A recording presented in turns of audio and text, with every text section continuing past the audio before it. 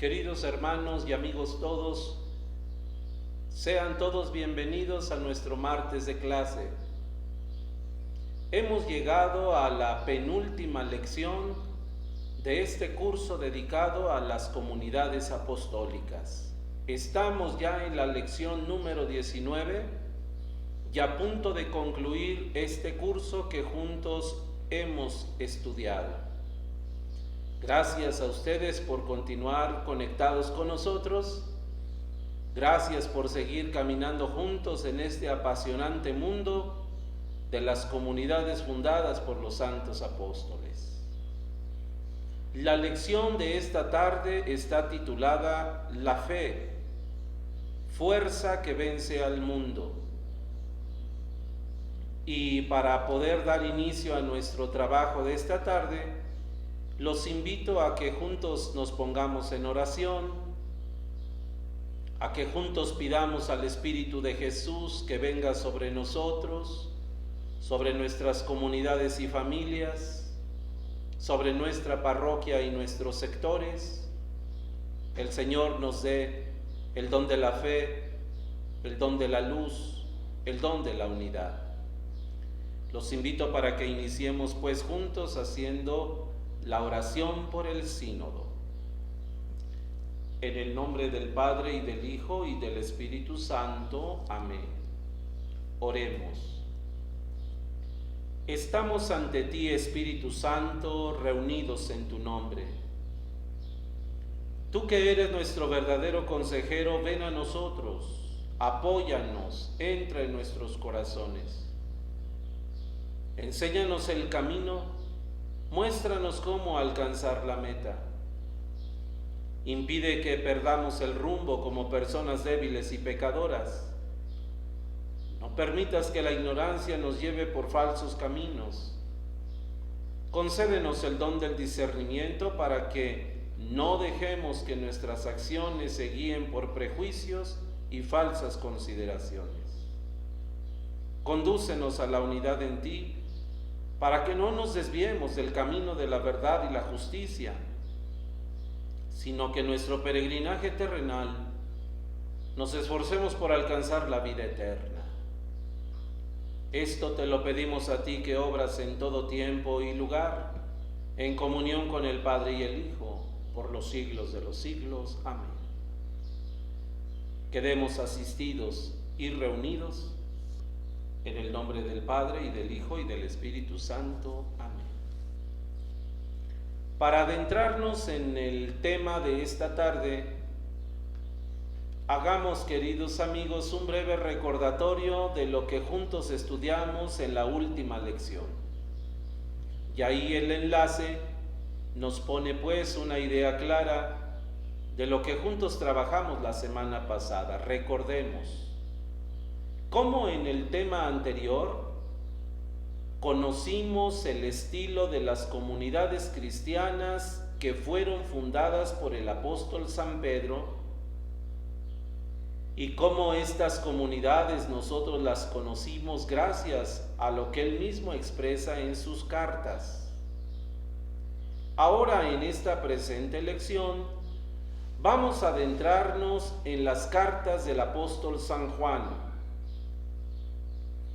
y vamos a conocer los criterios que estas comunidades deben tener para discernir dónde se encuentra el Espíritu de Jesús y dónde no está. Y nos vamos a plantear el siguiente objetivo para esta lección que ahora nos ocupa. Un objetivo doble.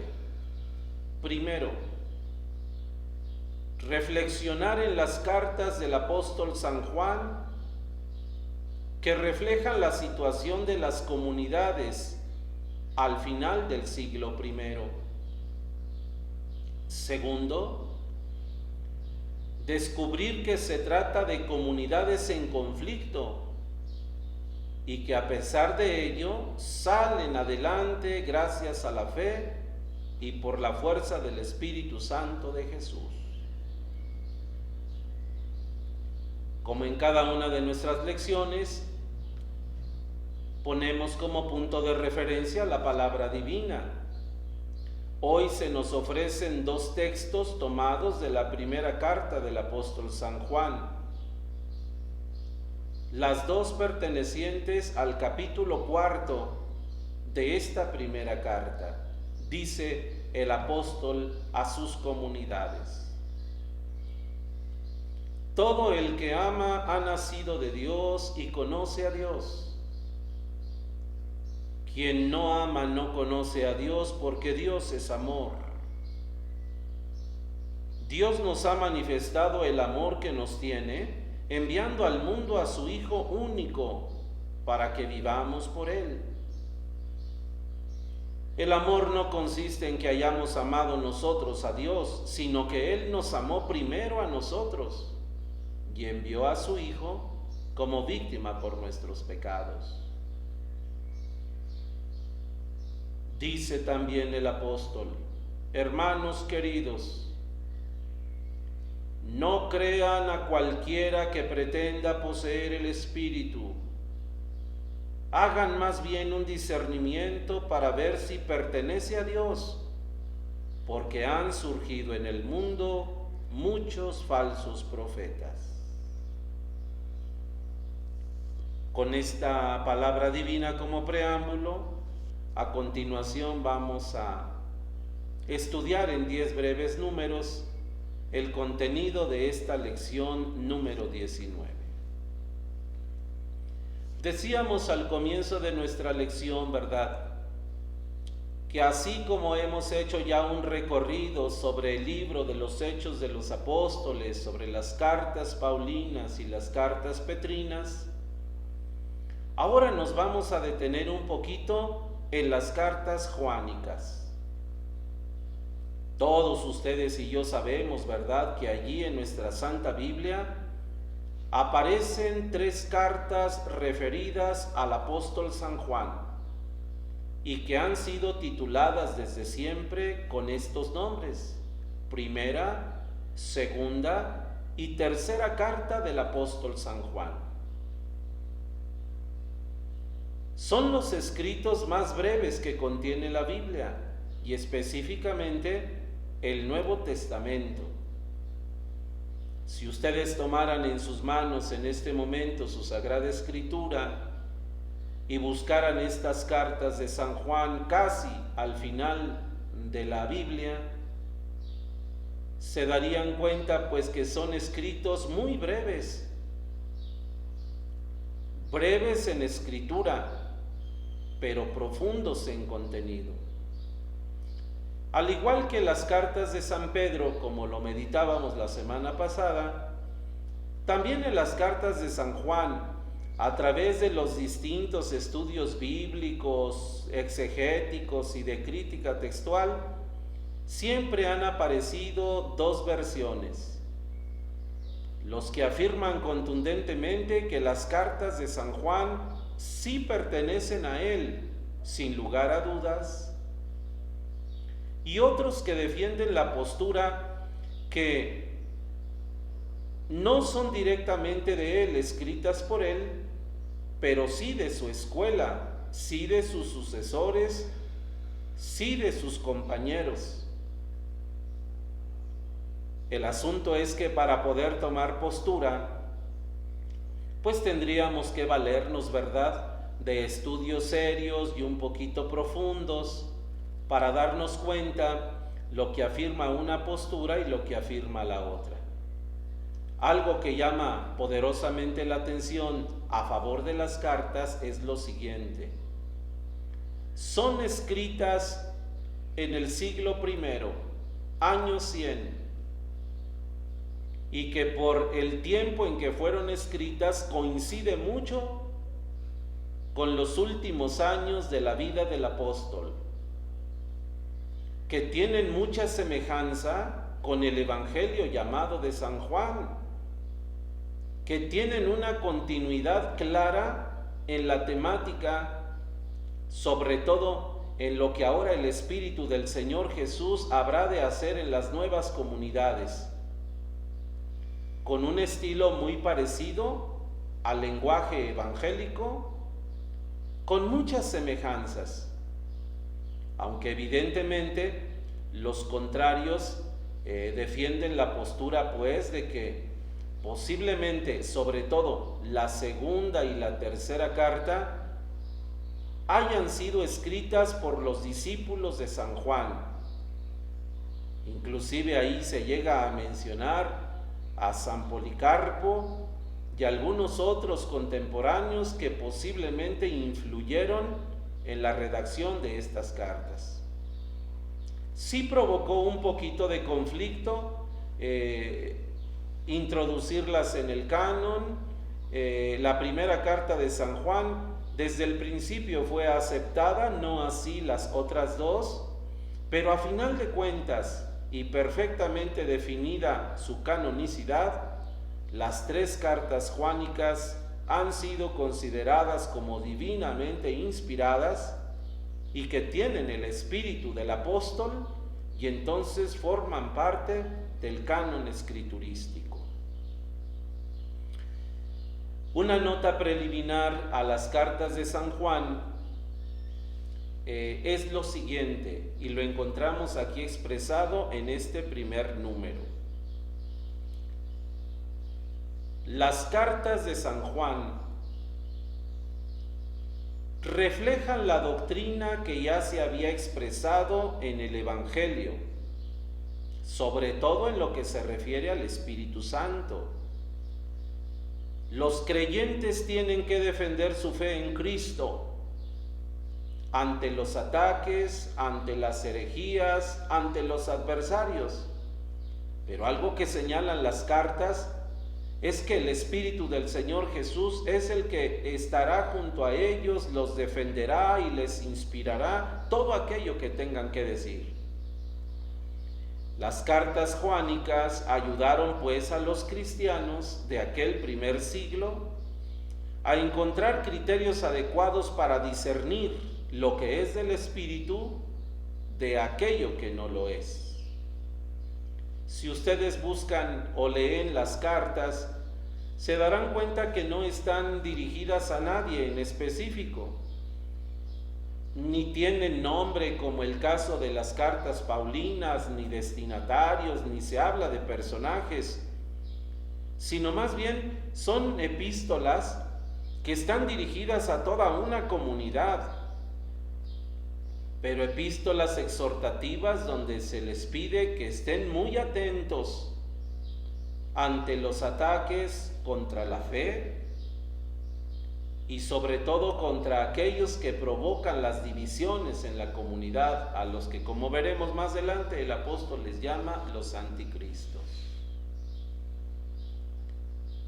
Si nos damos una rápida asomada sobre la primera carta del apóstol San Juan, de la que ya hemos dicho que entre las tres esta es la que goza de más privilegio por su autenticidad y que hoy prácticamente es aceptado de manera unánime, que sí forma parte de la pluma y de la presencia del mismo apóstol amado del Señor, veremos lo siguiente. La primera carta es polémica.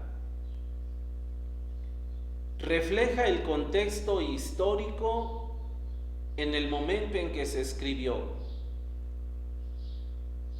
La comunidad de los creyentes está siendo perseguida y está siendo atacada por corrientes heréticas, sobre todo aquella que, como veremos, el llamado gnosticismo, ataca la presencia verdadera de Jesús, de su encarnación y sobre todo de ese misterio de Dios y hombre verdadero. Así San Juan escribe para la comunidad diciéndoles que se afiancen muy bien en la doctrina que han recibido, que no se dejen amedrentar por esas doctrinas falsas y heréticas que han venido a promover los enemigos de la fe, que ellos saben lo que han recibido y saben perfectamente bien quién es el Señor Jesús y qué es lo que ha venido a hacer, que conserven el depósito de la fe. aquellos que se muestran como enemigos de la fe, pues el apóstol le llama el anticristo, los mentirosos, los falsos profetas, los seductores, los adversarios de la tradición original. La primera carta habla duramente contra aquellos que dividen, contra aquellos que han venido a predicar cosas extrañas en contra de Jesús. A los que se mantienen fieles, a los que perseveran, el apóstol los invita, pues, ¿verdad?, a permanecer fieles a lo que oyeron desde el principio y que se dejen guiar por el Espíritu de Jesús, pues el Espíritu de Jesús es el que les enseña todo y los conduce a la verdad plena. Si quisiéramos hacer como un cuadro sinóptico de la primera carta de San Juan y buscar los temas principales, la podríamos comprender de la siguiente manera. El tema central de la primera carta es la comunión con Dios y con los hermanos. Nadie nos puede apartar del amor de Jesús. Y en este tema central de la comunión con Dios, San Juan rescata tres ideas principales. Primero, Dios es luz y el que está en la luz no conoce las tinieblas. Segundo, somos hijos de Dios en Cristo. Y tercero, el amor fraterno. Permanecemos en Dios y en comunión con Dios y somos verdaderos hijos de Dios si lo manifestamos en el amor de unos con otros. Hemos dicho, ¿verdad?, que esta primera carta es polémica, pero al mismo tiempo dura y fuerte, previniendo contra las fracturas, contra los desgarres, contra las heridas. Aparecieron de la noche a la mañana nuevas corrientes de predicación, nuevas ideas que saltaron en medio de la comunidad de los creyentes y provocó un grande desconcierto entre los discípulos de Jesús. Así, ante estas situaciones, ante estas polémicas, es necesario, el apóstol cree necesario que se acuda a los testimonios de aquellos que han conocido y escuchado al Señor Jesús. Todo esto para que se demuestre verdaderamente quién es Jesús a quien se predica. No se habla de Cristo solamente como un evento pasado o una teoría, sino que dentro de la comunidad todavía quedan algunos testigos que pueden manifestar con verdad lo que se ha predicado de Jesús. El apóstol deja muy en claro, ¿verdad?, que un solo pecado es verdaderamente grave: el pecado de la contumacia y de negarse a creer en Jesús.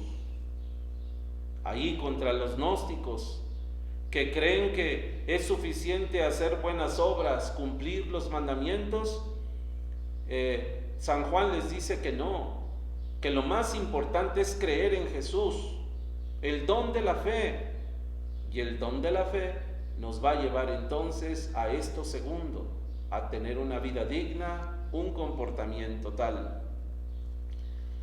Los criterios que San Juan señala en esta primera carta para mantenerse fiel a Cristo, para no dejarse confundir por corrientes heréticas, para hacer a un lado el gnosticismo que está dañando tanto a la comunidad, San Juan advierte: primero, reconocernos lo que somos. Si decimos que no tenemos pecado, nos engañamos a nosotros mismos. Segundo, y si reconocemos nuestros pecados delante de Dios, Él nos perdonará, porque Él es fiel para perdonarnos. Y finalmente, si decimos que no hemos pecado y seguimos aferrados en esa verdad, hacemos de Dios un mentiroso y su palabra no habita en nosotros. Dejará muy en claro el apóstol San Juan entonces, ¿verdad?, que no es nuestro conocimiento de Dios, ni nuestros méritos, ni nuestras obras lo que a nosotros nos hace salvos, Lo que nos hace salvos ha sido Jesucristo mismo, que ha venido a encarnarse, a hacerse hombre como nosotros, y que nos ha puesto en amistad con Dios, no solamente con su encarnación, sino también con su muerte y resurrección. Algo que en el momento en que viven las comunidades juánicas no les queda muy en claro. San Juan vuelve a poner el sacrificio de Jesús como el centro de la salvación para todos los que creen en Él. Exhorta, como ya hemos dicho, ¿verdad?, a la comunidad cristiana a que se mantenga firme en la fe y que por ningún motivo provoquen la división entre ellos. Hay una seria amenaza a través de las corrientes, a través de las falsas predicaciones, a través de lo que ahora se dice de Jesús. Por eso San Juan les llama los anticristos, porque están predicando algo contrario a Cristo. Están diciendo cosas heréticas, cosas erradas de la persona de Jesús. Y entonces San Juan vuelve a manifestar la verdad del misterio del Verbo encarnado, de Jesús, Dios y hombre verdaderos. Él invita a la comunidad de los creyentes, insisto, a que no se dejen desviar. Que nadie venga a entorpecerlos ni a hacerlos titubear en la fe. Que tengan mucho cuidado con aquellos que llegan a provocar la división y que ellos no hagan caso, sino que se mantengan firmes hasta el final, porque sabe la comunidad que ellos han recibido la verdad. Las cartas juánicas, como digo, al no ser muy prolongadas, creo que las podemos leer reposadamente ustedes y yo y poder entender un poquito más lo que ahora hemos explicado de forma rápida. La segunda carta del apóstol San Juan. Podemos rescatar de esta carta o identificar en esta carta la urgencia que tiene el autor de la misma por seguir exhortando a la comunidad a que se mantenga firme en la fe. Ustedes pueden ver ahí el tono con que dirige el apóstol esta segunda carta. Y los que saben de Biblia, es allí donde identifican, queridos amigos, una seria continuidad entre la primera y la segunda. Lo que ya tanto les había insistido en la primera carta, San Juan lo sigue insistiendo en esta segunda. El apóstol se dirige en esta segunda carta a un grupo de cristianos que todavía no han sido afectados por los pensamientos y las corrientes heréticas, como previniéndolos. Vean esta cita esta cita de la segunda carta de San Juan cuando habla con estas palabras y dice: atentos, todo el que se descarría y no permanece en la doctrina de Cristo no tiene a Dios. En cambio, quien permanece fiel a la doctrina tiene al Padre y al Hijo al mismo tiempo. Tengan cuidado. Si alguno va a visitarlos con una doctrina distinta, no lo reciban en casa ni lo saluden. Parece, ¿verdad?, que entonces está proliferando mucho podríamos llamarle nosotros para entender, este protestantismo en contra de Jesús, y que están proliferando y que se están multiplicando a una velocidad alarmante, que cuando San Juan escribe la segunda carta va directamente a la prevención, diciéndole a aquellos que todavía no caen en las redes que tengan mucho cuidado con aquellos falsos profetas y anticristos que lo único que hacen es llegar a dividir y a sembrar la sospecha. No pasen por alto, queridos amigos, este cuadro donde se nos explica qué es la doctrina del gnosticismo de la que ya hemos estado hablando, y una nota aclaratoria sobre el famoso discípulo amado del que hace referencia el Evangelio y también las cartas. La tercera carta de San Juan, nosotros podemos decir lo siguiente: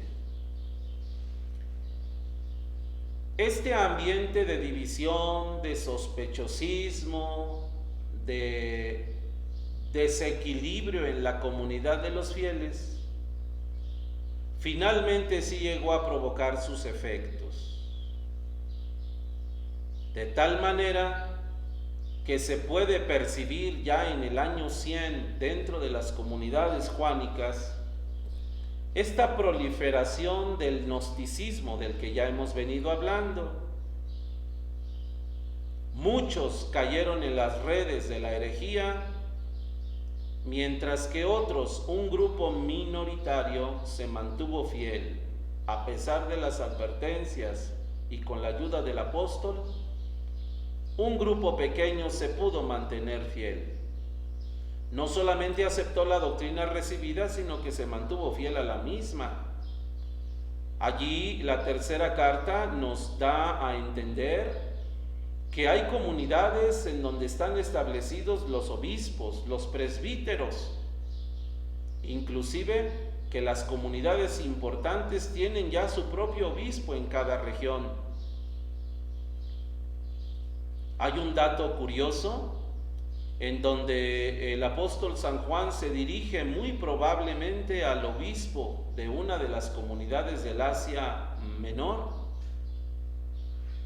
exhortando a la comunidad, pero también poniendo en claro cuál ha sido el papel de su obispo cuando dice: Diótrefes pretende controlar a todos y no nos recibe, tampoco recibe a los hermanos, y a quienes quieren recibirlos les prohíbe hacerlo y los expulsa de la comunidad. Juan en la tercera carta pone de manifiesto que inclusive más de alguno de los obispos ha caído en las redes de estas corrientes heréticas y que en lugar de recibir a los hermanos con la buena fe, está aceptando a los otros. La comunidad de San Juan en la tercera carta nos enseña, atestigua y advierte que en la Iglesia de Jesús nunca debe desplazarse el papel único del Señor Jesús en la vida de los cristianos. Nadie puede venir a ocupar el papel de Jesús, porque Jesús es el Señor y a Él hay que mantenerse fieles. Ahora, ¿qué podemos hacer, queridos amigos, como una síntesis de este camino que juntos hemos recorrido desde los mismos tiempos de los apóstoles, después del regreso del Señor Jesús a los cielos, y hasta este año 100, en donde han pasado 60 años o más del acontecimiento de Jesús, a través del apostolado de San Pablo, del apostolado de San Pedro, del apostolado de San Juan y de los otros apóstoles? En este hermoso recorrido que hemos hecho a lo largo de las cartas católicas, ¿qué podemos concluir? Primero, la iglesia que Jesús fundó y que nació en Pentecostés nunca ha tenido una tarea fácil. La iglesia siempre ha sufrido persecución, rechazo y hasta repugnancia de parte de la sociedad cuando se siente confrontada esta por la conducta de los cristianos. Somos testigos cómo en los escritos hasta los mismos cristianos han provocado la división y el menosprecio a la comunidad de Jesús. La fe tiene un precio muy alto. La fe siempre ha corrido riesgos. Lo vimos en las cárceles, en las persecuciones de San Pablo, Lo vimos también en los azotes y en las cárceles de los otros apóstoles. Lo vemos ahora hasta en el destierro de San Juan en la isla de Patmos. La fe tiene un precio muy alto y corre muchos riesgos, hasta el peligro de ser extinguida. Y a veces pareciera que la vida del seguimiento de Cristo no vale mucho la pena. Se ve frecuentemente entorpecida. Y sin embargo, siempre está la presencia del Espíritu de Jesús, el Espíritu de la verdad, que triunfa a su manera y que siempre la verdad se impone. Y vean ustedes cómo en la persona de los santos apóstoles el Espíritu siempre suscita pastores que protegen a la comunidad, confrontan las situaciones y salen adelante. Esto es una enseñanza muy concreta para ustedes y para mí y para ustedes. ¿En qué sentido? Los creyentes de hoy, seamos pastores o laicos, al fin y al cabo un solo pueblo de Dios, ustedes y yo creyentes, debemos concluir lo siguiente, que solo estando arraigados y cimentados verdaderamente en el Señor, ustedes y yo vamos a poder resistir y permanecer fieles en la Iglesia de Cristo, a pesar de tantas situaciones que nos vengan en contra. Estoy seguro que ustedes que me están viendo y escuchando, sobre todo los que ejercen algún apostolado o tendrán alguna tarea confiada por la Iglesia, se han enfrentado a muchas cosas de este tipo, también nosotros. Solo estando con el Señor, arraigados en la fe, podemos salir avantes. Solo Dios es la fuerza que vence al mundo. Solo el que cree que Jesús es el Hijo de Dios es aquel que puede afrontar la tormenta, las circunstancias adversas, a los mismos enemigos. De esta manera podemos ver entonces cómo vivimos ahora nosotros en nuestras comunidades actuales y cuál sería la enseñanza práctica que tendremos que llevarnos cada uno de nosotros. Hoy podemos percibir que en nuestras comunidades, al igual que en las primeras, se advierten situaciones, cosas que de pronto amenazan con tumbarnos de la fe. ¿Qué decir cuando las comunidades cristianas padecen el cansancio, la frustración, el miedo, el desánimo, el desaliento?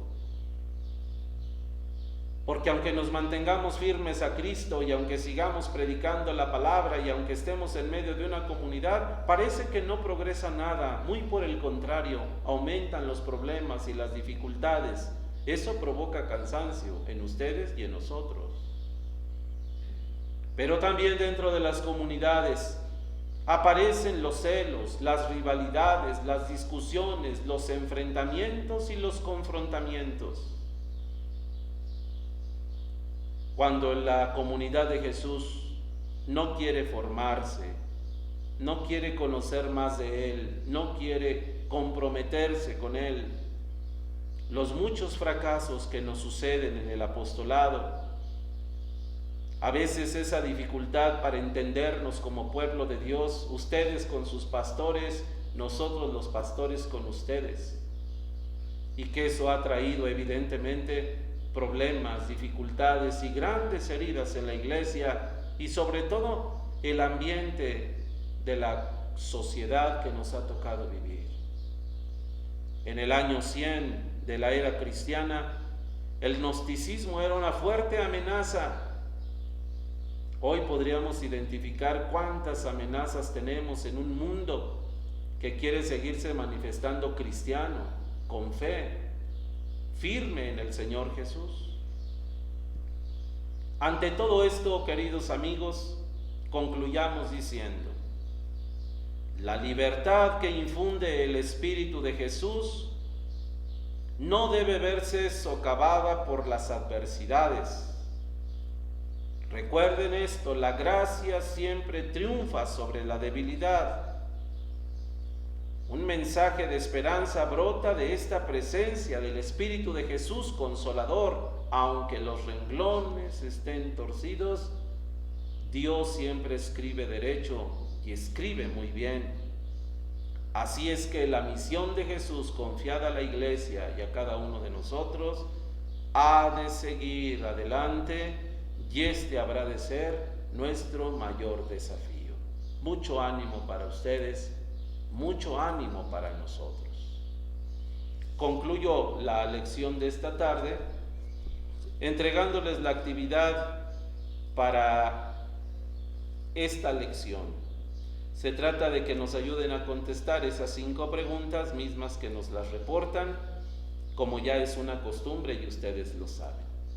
Las preguntas son las siguientes: ¿qué peligro enfrentaron las comunidades fundadas por San Juan? ¿Cuál es la actitud de las cartas juánicas contra quienes originan conflictos y divisiones en la comunidad? ¿Qué ideas actuales ponen en peligro la fe? ¿Qué podemos hacer para contrarrestarlas? Y finalmente, ¿cómo afrontar los conflictos, especialmente los de mi grupo, los de mi parroquia, los de mi sector, los de mi apostolado? Bueno, yo espero su trabajo en estos días, ojalá que nos lo puedan reportar, y con el favor de Dios nos encontramos el próximo martes para clausurar este ciclo con la lección número 20, última, que nos podremos encontrar y darle gracias al Señor por este curso que nos ha permitido vivir juntos. Gracias y hasta la próxima.